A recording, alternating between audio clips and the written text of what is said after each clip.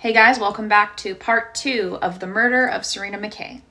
If you missed part 1, go give it a watch and get caught up. In part 2, we're going to be talking about how only 2 people were charged, but there's quite obviously many more involved.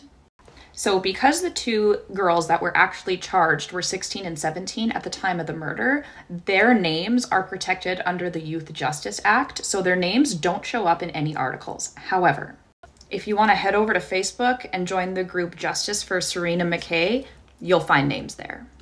Another good source I found for names and photos of the murderers, there's a YouTuber named Lovely T 2002, and she covers true crime. She did a video on Serena McKay, and it's very informative, and that's where I got lots of my information, so go watch that.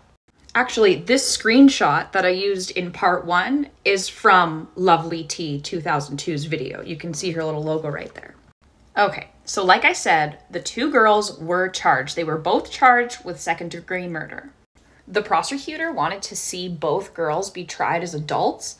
However, they weren't. So the younger of the 2, the 16-year-old, actually pleaded guilty to manslaughter. I didn't read how much time she got, but she's out now, so does it matter? The 17-year-old ended up receiving the maximum youth sentence, which is 40 months. 3 years and 4 months in prison, and then just under 2 years probation after that, for taking someone's life. In November of 2020, she actually applied for early release, and because she was not like the model inmate, they were like, no. Like, her sentence was almost up anyway, and now I believe both girls walk free. So it's quite obvious that there was obviously a lot more people involved in this murder than just these 2 girls. You can hear numerous voices in the video. You can see the 2 girls, so someone is recording. It would have taken numerous people to move her body, and I also read that her clothes were removed to try and make it look like a sexual assault.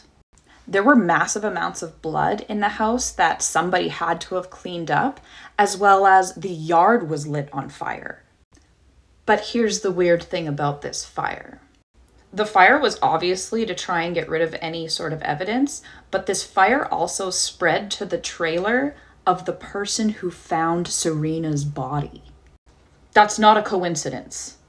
I'm not convinced those 2 girls were smart enough to pull this off on their own, and justice needs to be served for Serena.